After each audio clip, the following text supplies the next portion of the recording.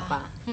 O niños que, aún estando presentes el papá y la mamá, viven la ausencia de ambos por las razones que fueren, por padres adolescentes, o en condiciones, exacto, o en condiciones a lo mejor emocionales no aptas para la crianza. De todos modos es un tema muy amplio que seguramente lo vamos a retomar. ¿Por qué? Porque lo primero que tenemos que ver y revisar es el concepto de familia. Cuando nosotros pensamos en la familia, tenemos incorporado el concepto clásico de familia nuclear. De la estructura. Exacto. Aquel que en los libros de cívica decía la célula fundamental de la sociedad. Claro, era el papá, mamá, y los niños. Si era, en la medida de lo posible, una nena y un varón, ¿no? Claro, era la cosa muy rígida y estructurada. Sí. Y hoy nos encontramos con un cambio importante que tiene que ver no solo con que la familia ha modificado su estructura, sino que además se suman los matrimonios igualitarios, que también tienen derecho a tener hijos y criar hijos y darles a esos niños que crían el derecho a ser. Sí. Que ese es un tema capaz que lo podemos tocar específicamente en otro seguramente programa, ¿no? Sí. Y otro tema que tiene que ver con esto es los hijos que se favorecen a través de la ciencia. Esto es, hijos que se gestan en un cuerpo pero que no son producto de un acto sexual. Claro.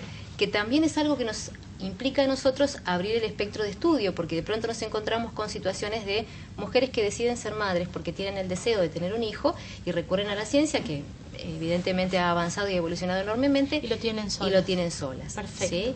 Bueno, arranquemos con este tema. ¿Qué pasa con los niños que se crían en ausencia de un progenitor?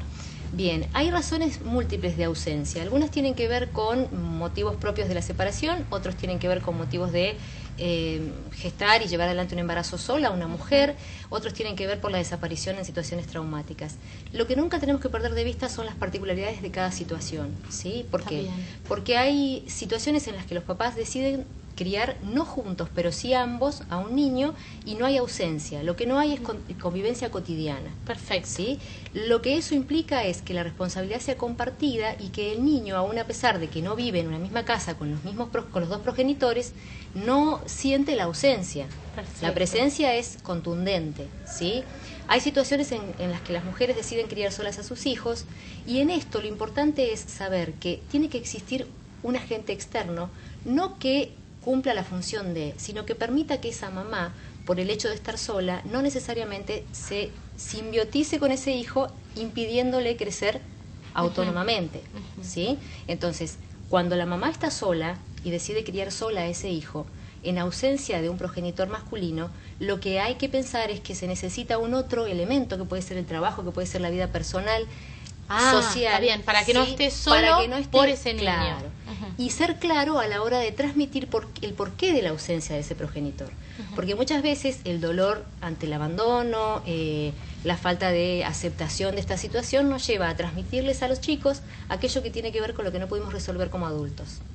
En esto hay que ser cuidadosos y por sobre todas las cosas muy claros, ¿sí? Porque quien decide llevar adelante un embarazo, tenga la edad que tenga, porque también es otro tema la sexualidad adolescente. Claro, los padres adolescentes. Tiene que saber que ha decidido gestar y criar a un niño que tiene derecho a ser y ser en la medida de lo posible pleno, criándose con las consideraciones necesarias para poder hacer valer sus derechos, ¿sí?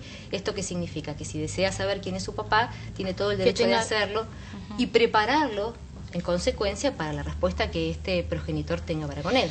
Y también hay dos casos, por lo que vos hablabas, Maricel, dos casos muy específicos. El niño que ya nace con la ausencia. Exacto. Y el niño que se tiene que readaptar después de haber tenido una familia estructurada a la ausencia de uno, por una tragedia o por una separación. Bien. En los casos en los que se produce la desaparición por situación traumática, siempre es importante recurrir a una ayuda externa porque no tenemos todas las respuestas. Y las situaciones traumáticas, cuando son tan desconcertantes, pueden generar síntomas en los niños, ¿sí? Entonces aparecen en conductas sociales o conductas adaptativas, o bien en situaciones que tienen que ver con el desarrollo del aprendizaje, que es donde más comúnmente se ve la sintomatología, ¿sí? Sí es importante, no tenemos la respuesta porque esto sucede en forma inesperada, pero sí necesitamos poder encontrar una razón que nos sirva para el corazón, no para la razón misma. Claro. ¿Sí? Que nos sirva para que ese niño pueda crecer sabiendo que el otro existió, que lo amó y que de alguna manera va a estar presente siempre a través de un recuerdo, de una premisa, de un mandato positivo. Sí, eso es tremendo manejarlo como padre también, Sí, ¿no? sí, por eso es necesario a veces recurrir a ayudas externas, porque la realidad es que no tenemos las respuestas para poder sobrellevar el dolor que significa también para uno, ¿no? Los chicos que crecen con la ausencia o que luego tienen la ausencia, no por algo traumático, puede ser por la separación, como dijimos antes, por cualquier cosa, son más vulnerables frente a la sociedad, frente a las tentaciones, a los peligros, al camino. No, depende de cómo se proyecte la crianza. Todos los chicos son vulnerables en tanto nosotros no tengamos claro el cómo decidimos llevar adelante la crianza de ese hijo. Si nosotros nos aferramos a cuestiones que tienen que ver con nuestro único deseo y no vemos al otro como un ser, seguramente lo vamos a vulnerar. Sí, el problema es nuestro. En general, de los padres, ¿no? Cómo proyectamos sobre ese hijo lo que queremos que él sea, Claro. más allá de lo que nosotros deseamos. Tienen una vida autónoma, independiente. Somos responsables por ellos hasta que ellos adquieran autonomía. Entonces, si nosotros transmitimos, suponte el caso de parejas que se separan, Sí. lo que se separa es la pareja. Y la familia pasa a ser una familia desarticulada, Claro. ¿sí? Pero los progenitores siguen estando, tienen presencia psíquica en la vida del niño y tienen presencia física. Sí. A lo mejor no hay irregularidad en las visitas, a lo mejor después se judicializa y se arman los líos estos que uno tanto Sí. conoce, pero lo concreto es que sigue existiendo. La figura del padre o la de la madre siguen estando presentes. Y lo que tenemos que evitar para no vulnerar a ese niño es que este conflicto que tiene que ver con los adultos No les se llegue, proyecte. Claro. A veces nos consultan cómo transmitirles a los chicos la separación.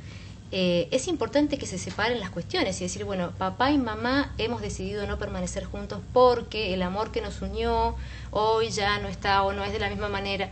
Punto. Pero, claro, pero siempre hacer referencia al padre y a la madre como pareja. Claro.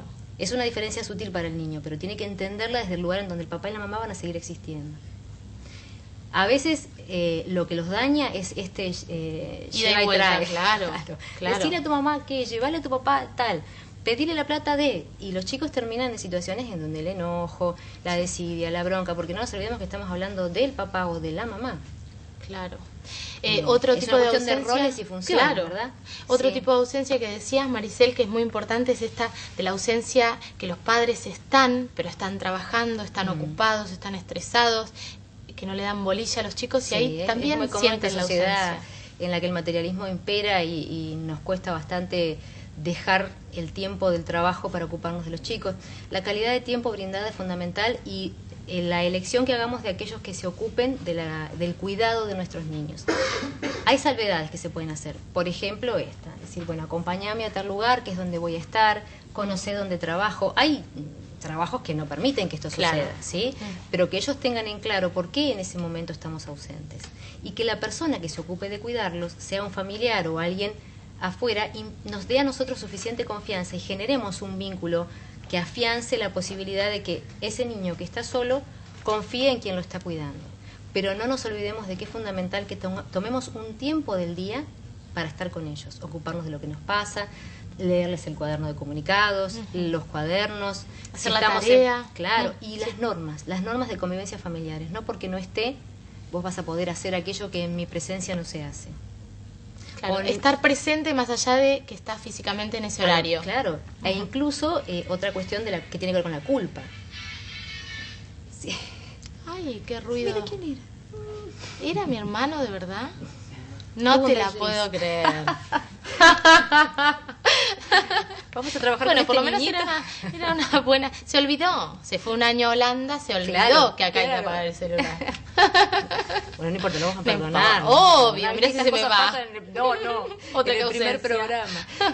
No, es importante siempre que en situaciones, a ver, pensemos en papás médicos, ¿sí? Que a lo mejor pasan 24 horas fuera de la casa porque están realizando su guardia.